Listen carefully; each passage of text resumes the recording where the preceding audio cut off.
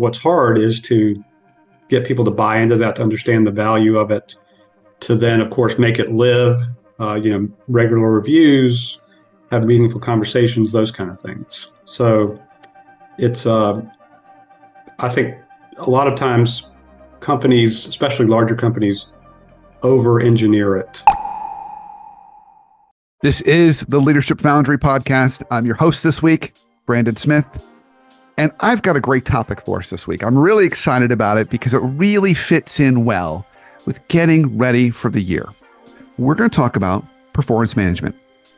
So you've got a team, and maybe you think to yourself, over the last year, I'm not sure everybody got what we were trying to work on, or everybody was really clear on what the goals were, or even I was tracking their performance. Let's see if we can do that better in 2024. And to help us on this journey, I've got Wills Moore. He's the CEO and founder of Agilitas Human Resources Consulting. He is an expert in the space. I've known Wills for well over 15 years. He's a great guy and really knows his stuff and is so passionate about this topic. So as you listen to our conversation, I really want you to hone in on some of the initial critical steps Wills recommends that we take. And of course, stay tuned to the very end, and I'll share my notes. Wills, so excited to have you on the podcast today, my friend. We've known each other for quite some time, and I followed your career for quite some time. But this is the first time I've got to have you on one of my podcasts. So I'm really excited for our conversation here today. I'm thrilled to be here. You were my first executive coach that I hired a million years ago. And yes, it's been a wonderful relationship, and I'm thrilled to be part of this great production that you have. Yeah, and I'm particularly thrilled, and I think from a timing standpoint, I think our topic is perfect. So when we talk about this kind of black box that we might call performance management, I think all leaders, as they're resetting for the year, could be thinking about, how might I do that a little bit differently? What are some tweaks I can do to make either my expectations more clear, make feedback more clear, or just have a general process? So I love that old adage, when there's a process, it doesn't feel personal. How we can kind of lean on that a little bit more. So before we jump into that really exciting, meaty topic, for listeners that maybe aren't as familiar with you as I am, let's go back in time a little bit. Share a little bit about your journey. What ultimately got you into what you're doing today? So I have had a very interesting and kind of somewhat non-traditional career. The common theme has always been people and talent, and of course, broadly human resources. But I started my career literally as 2 weeks out of college as an entrepreneur. I started a retail business with a friend from college in Atlanta. We grew it to 4 locations and 100 employees.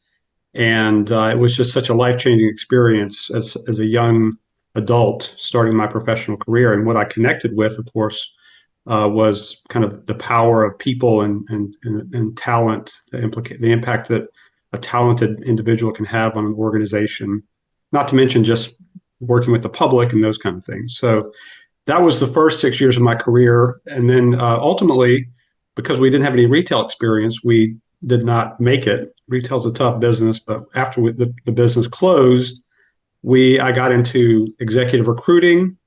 So again, somewhat of a non-traditional path, which took me overseas. I have since worked in more traditional human resources roles, like recruiting and talent management, and being an employee relations professional, those kind of things. But I've worked for a number of different companies, big and small, including Coca-Cola there in Atlanta, and Care USA, which is a nonprofit organization headquartered there. And so then when I decided to go out on my own, which has been 3 years ago now, I kind of sat back and looked at all my experiences that I've had and said, I've had the good fortune to work in a lot of different areas of human resources, not just recruiting, or not just kind of being employee relations. And so I think what I can bring to the table working with organizations that are going through transformation is that holistic view of what they're trying to do with effectively their most important asset, which is their people. Yeah. So that's been, and somewhere mixed in there has been 6 years in Europe, and working in West Africa, being deployed to Haiti after the earthquake in 2010. So I've had a really just interesting, amazing career, and I feel very gratified. And again, it's been fun to kind of take it now and apply it in the world of human resources consulting. So I know we're going to talk about performance management, but maybe a good starting place. Why do you see that as such an important area that leaders need to be keeping on their radar? Because I don't hear a lot of leaders, even senior teams, talk about it as much as they could or should. They just seem so caught up in the day-to-day fires, which anyone who's listened to the show has heard me say repeatedly. We live in a world where everything's urgent all the time. And when that happens, a lot of really important things that we should be doing kind of get thrown to the side. So given all your experiences, Wills, why is performance management such an important thing we need to keep top of mind? Well, I think we all need a true north, and especially if you're a member of a team in an organization, again, just like you said, everything's urgent all the time. There's a million things coming at you. At the end of the day, you need to know what's important, what does success look like. Obviously, in terms of your own personal development, where is your career going? And so, what I've seen over my career is that it's done. Like you said, either the process is very much of a rubber stamp. They just do it because they have to check the box, or people have too many goals. They don't have enough goals. They're not clear.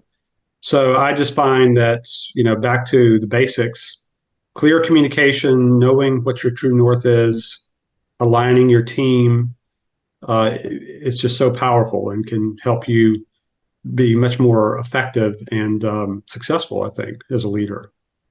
So let's start to talk about let's say a leader's listening to this right now, and she or he, they have a business, maybe it's a small business, or they're running their own department. And it's part of a bigger business, but they're running their own function or department.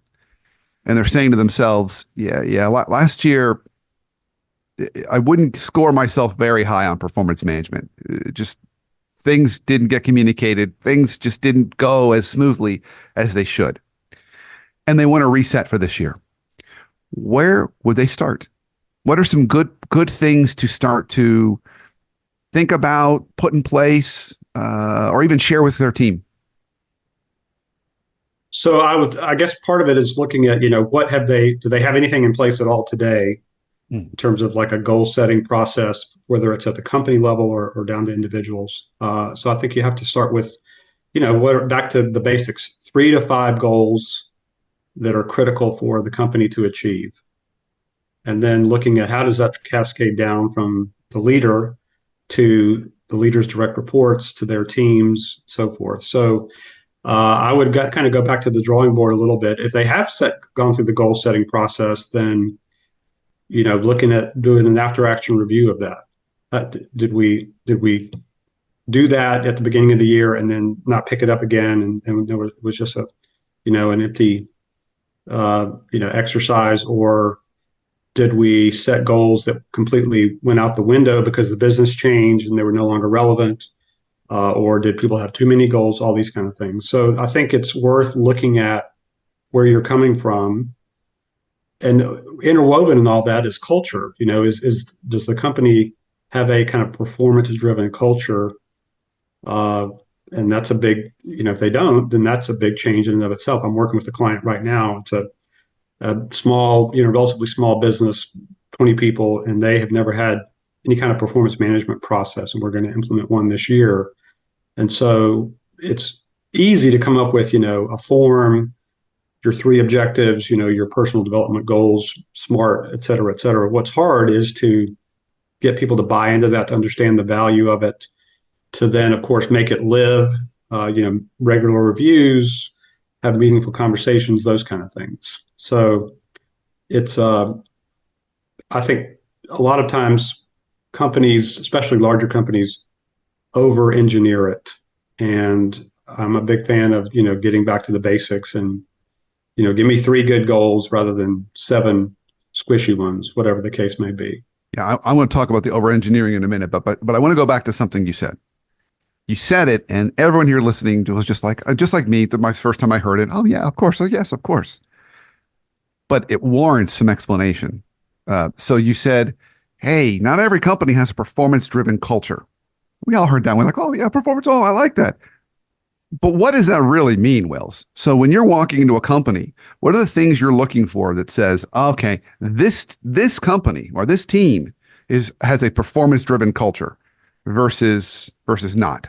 What are some of those cues or clues? Yeah. Um, I think it starts with, did they use any kind of KPIs in any area of the business? And do they regularly report those and discuss them, share them across the organization? Uh, do they have clear goals for the business year, that everybody can relate to and understand and connect with? Do they have a communications plan in place? What level of communication is taking place across the organization? Town halls, team meetings, newsletters, Slack, social media, et cetera, et cetera. So to me, there's a lot of different ways of kind of cluing into that. I mean, obviously, when you start to double click down a little bit further, you look at compensation. Do people get rewarded based on their performance, or do they, is there any kind of incentive driven compensation? And what does that look like? Do they just do you just get it automatically? Work with a client last year who I think they had about 500 employees, and maybe 25% of their staff got annual bonuses, some pretty significant. There was no connect link to results or what good looks like, those kind of things. So all those different factors are, I think, important to kind of consider. Yeah. So if we go to that example, what's the danger of giving out bonuses or rewards that aren't linked to something clear, let alone performance? But what happens? Why is that bad? Well, I think you have people. I mean, obviously, I'm a big believer that ultimately human nature is good, but I think you do have people who are going to game the system because they know that they can kind of skate along and and deliver C work or C minus work and still get 20% of their salary in a bonus. Or they can be a bad actor. They can be a poor people manager, treat people poorly, and they know they're not going to be held accountable for that. So I think that it also sends a signal, to people that the 75% of the organization who doesn't receive a performance bonus or even have the opportunity, that it kind of looks even more like I don't know what you would call it, not a meritocracy, of course, the opposite of that. So, okay, once you get into management, then you can make more money and it's comfortable and you get, nobody's going to hold you accountable. Well, we call that politics. Yes, exactly. Yeah. Okay. So you gave us a nice blueprint, which we'll talk more about practical execution of in a minute. But you said, gosh, performance-driven culture, KPIs. We start with that, and regular reporting of those. So there's a status update. So you think about our friends. Sharing. We think of our friends in retail. They have it baked in just as part of being in the retail culture. They share the store's performance on a daily basis. Every morning, they review the performance of the store or stores the day before. So that's a great example of a culture that's kind of got that baked in. Clear goals that are relatable and understandable. So we've got those clear goals kind of corporate wide. There's a communication plan. So we're regularly providing status updates, communicating how we're doing as an overall group. And then compensation being tied to performance. So I think you've got I love that kind of structure and flow. Now you mentioned also, you said sometimes it's over-engineered. Yes. What does that look like? How do we overcomplicate this? Yes. So usually it starts with, depending on the size of the organization, the tool that is used can really have a negative or positive impact. But I see largely a lot of times that people, the technology, if they use a software program, most people today, I think, use some kind of software to, drive the performance management process. They get into kind of letting the tail wag the dog, maybe sometimes in terms of how the system works, and you've got to force, your process to meet the system. And somewhere in there is a happy medium that, you've got to you've got to have the manager, the individual sets their goals, draft goals, and then they submit for manager review, and then it comes back and they get into this game of ping pong, virtual ping pong without ever having actual discussions, or they have very surface level or brief conversations because the tool is just saying we got to check the box and sign off all my goals by this date. So that's one thing. I think, again, back to this idea of too many goals, and you see people with 10, 15 goals, annual goals, and sometimes and if they're really, if they're smart, then you get into really a lot of painful detail of measuring and tracking those. So if they're over engineered, then it becomes, this exercise in trying to just report out on what you're doing and justify your existence. Yeah. So one thing that you said that I have seen common over the last couple of years, and it used to be something that I saw way more common in the nonprofit space, nonprofits and churches in particular. But I'm seeing it now in corporations, and it's similar to what you were hinting at. So this is my big tease into the whole thing. The inability to sunset things, the inability to stop things that aren't working. So in nonprofits and churches, they hate that because they're creating programming or things for the community or congregation that they're serving, and they hate to pull something away. They're afraid someone's going to get upset. But I see it in businesses all the time. It's like we add on another thing and add on. There's no. We start and continue things, but we don't stop anything. Yes. So I would love your kind of thoughts and comments about that. If that's something that you see, and if so, what are some ways that leaders can do the hard task of maybe not killing something? That sounds so rough. We're going to sunset something. That sounds so nice, right? So how can leaders start to do that? Yeah. So when I work with a company, the first thing I do typically is do a 30-day kind of deep dive audit across all things that, touch people, the people side of their business. And Beautiful. I ask for things like reports and, why do you do these things? And of course, it's easy to come in as the new person and say, well, why do you do this? And whatever, but it's always amazing to me how many things they do or reports that are generated that nobody ever reads, or that, I don't know why we do this. I don't know why we do this, produce this report, but it takes so-and-so 3 hours a week to produce this report. And then it gets sent out to these 10 people. It's never discussed. Nobody has ever responded or flagged it, et cetera. So it is a very common issue, I think, with organizations. I think the best way in my mind to do that is a start, stop, continue exercise. And that can be potentially like a skip level or a cross, put together a group of people who represent different levels of the organization, different functional areas, make sure that they're empowered to kind of speak their minds, and then go through and have an exercise where you're really taking a hard look at your core business processes, those kind of things, and really questioning everything. It helps to have somebody who's objective, who maybe is outside of the business, that can keep people from defending sacred cows, so to speak. But that's been the most effective thing I've seen. And sometimes that begins, you see companies that really take a big step towards trying to change their culture. And so they create a culture committee, which is a lot of times comprised of people who are more the unofficial leaders in the organization. It doesn't matter what level they are, director, VP, et cetera, but they are opinion leaders, they are performance leaders. And that's a great group, for example, to kind of come together and really say, let's take a hard look at some of this stuff, because we're just doing too many things and everything is urgent and we're not achieving our goals. Okay, so I'm going to be cynical for a minute. Do culture committees really work, Wills? Because you put the word committee on something, and immediately a lot of people probably have the same reaction I do, like, oh well, that's where stuff doesn't get done. So how do we take something like that and make it work, or do they really work? It all begins and ends with leaders and their commitment to culture change, to supporting initiatives like that. It's just like anything else. If a leader is committed to putting in place an effective performance management process, they've got to stick with it. Obviously, it's got to float, cascade down.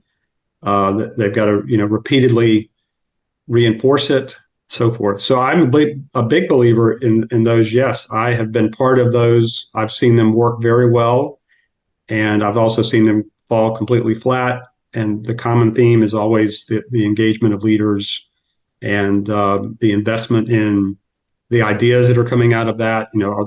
Is this group of people seeing action on their recommendations or their ideas, so forth. So yeah, so we need to come up with a new committee is not a good word.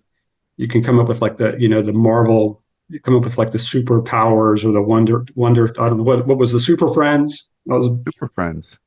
the Super Okay. Friends, the culture Super Friends, or some buzz funny word that'll capture people's attention. But it is a very powerful, can be a very powerful tool or way of affecting culture change. And I'm hearing kind of underneath your comment there, they work best when they're endorsed by senior leaders. So you've got a senior leader or Yes, leaders that are watching the work, following the work, and cutting checks for the work versus exactly. just a And rubber stamp kind of thing. Like we can say we've got a culture committee. Yeah. yes, that's exactly right. And reflecting back to the organization, hey, this is great work that's being done, and we're making these, quarterly town hall. We're stopping this, or we're re-engineering this business process. This is going to affect us all. This is coming directly from an idea that the culture committee generated. So I'm going to take us back to our kind of core concept here of performance management. We're going to start to talk about where do we start with this. So we've got leaders listening to this right now, and they may be running teams, teams of teams. They may be running functions. They may be running a whole business or nonprofit. Where do they start? So I know one starting place you said was get those 3 to 5 goals. Start there. Get your big goals. But I don't want to put words in your mouth, Wills. So what's maybe a good batting order on what leaders can start to do to really make sure they're doing this the right way in 2024 and beyond?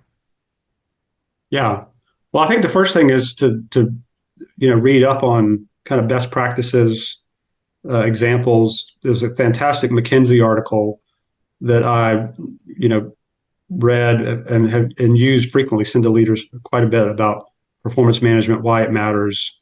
So I think having some theory and maybe data on, what's happening out there is a good starting point so that you can talk, articulately on the topic.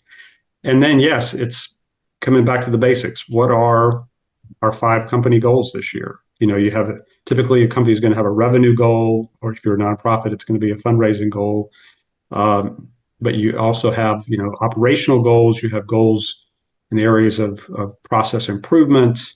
You have, in the case of human resources, maybe putting in place a new incentive program, or one of our goals is to implement a new benefit that we're going to offer employees. So all these things, kind of are worth coming together to discuss. You can start with the classic, stick all the sticky notes up on the wall, and then let's vote on them, whatever the case may be. But I think you got to start with and come up with the true north for the organization or your group, your department, whatever the case may be. That's got to be a collaborative process.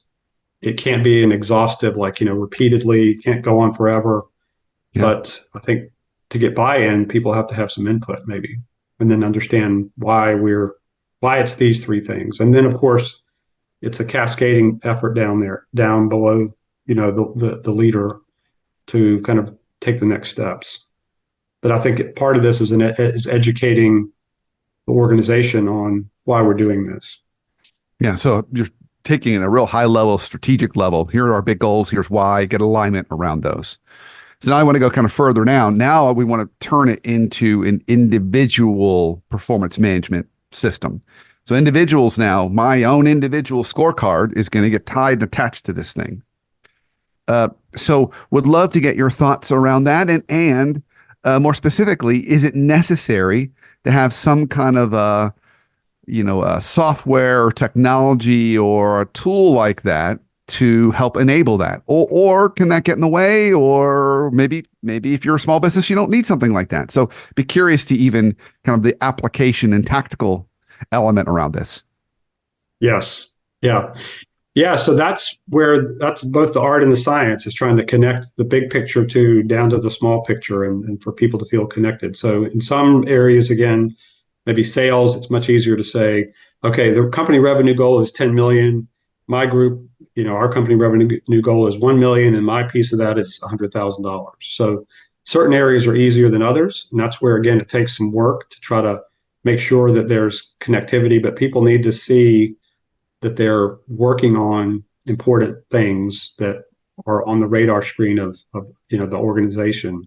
So that's where it takes a little bit more effort. And that's where I see a lot of times the process breaks down.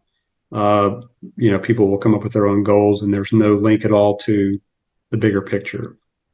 In terms of the tools, I do think that in today's, even in a small organization, you can use something as simple as Google Docs to start with. If you're starting from scratch, just a way of sharing information, managing it so that people can access it more easily, interact with it.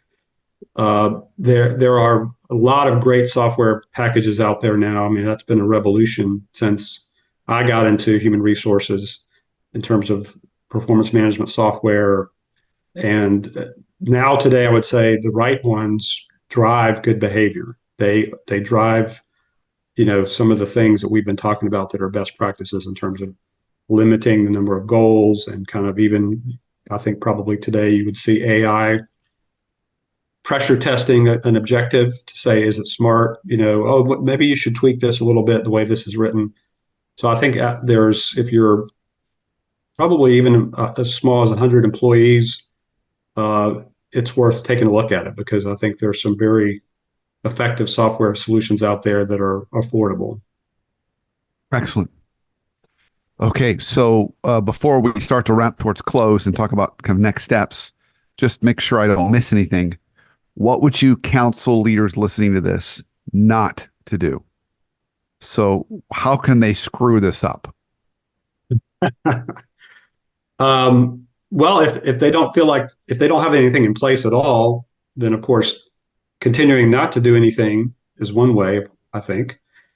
If they have a performance management process in place and they really don't think it's effective, or they know it's not effective, or it's a rubber stamp exercise, then not addressing that or not taking a hard look at that is really, frankly, you're doing the company and especially your employees a huge disservice. And part of this underlying conversation is kind of the fact that the workforce is younger and younger now, and that the Gen Zs and the millennials of the world are looking for more connectivity to what they do. They want to see that what they're doing is meaningful and contributes. They want to feel like the company is doing important things. So if you want to retain talent and hire effective people, hire talented people at any level, then it's worth having a process in place like this that is really dialed in that regard. Yeah, and I think you also hit an important point too that we haven't talked a lot about today, but that's the importance of the communication plan. You may have some more tenured folks that just kind of understand, yeah, that's why we do this. But you get some new folks who are maybe craving more connection, craving more understanding. And if you don't do the communication plan, they're not going to feel connected, and you're more likely to lose them. So I think you make a great point there. Well, this has been great. So I ask all my guests this question as we're kind of rounding to the end. What's one practical thing leaders listening to this can start doing today that will help their teams tomorrow? For me, that is a consistent one-on-one meeting routine with direct reports. I think a leader can improve or increase their effectiveness and maybe reduce their workload if they're overworked by 25% or more if they put in place a well thought through routine of meeting with their direct reports. What I see is a range of different behaviors, but a lot of inconsistency. Either yes, I do it, but we cancel a lot of times, we reschedule, or when we meet, we just talk about the day-to-day business. We don't talk about bigger picture issues or coaching or strategy or performance goals. So I am a huge believer in that, and I have seen working with companies and coaching a lot of leaders the impact of putting in place some kind of cadence of discussion like that. It's incredibly powerful, especially when you're managing a team where maybe you've got some underperformers that you need to coach up, but you've also got some really strong superstars that you certainly don't want to lose. So I would be remiss if I didn't ask this follow-up question. You said consistent. Is that every week, Yes. every other week, once a month, once a quarter? What's and I know the answer probably is the classic professorial answer. It depends. But Yeah, what's your thoughts around consistency? What's a good baseline starting place if you don't know where to start? I think every other week, Okay. uh, at a minimum. Weekly is great if you can pull it off, but again, in our increasingly busy world, people are overwhelmed with all this stuff. Then a biweekly cadence is, I think, very effective.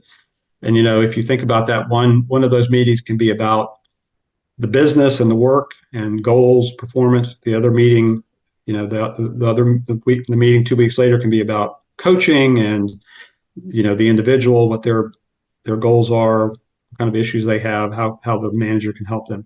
So at least every 2 weeks. And when I hear people say, when I have conversations with leaders and they're like, oh my gosh, every 2 weeks, and I've got 7 direct reports.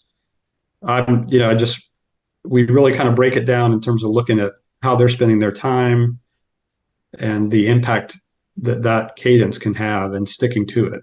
Yeah.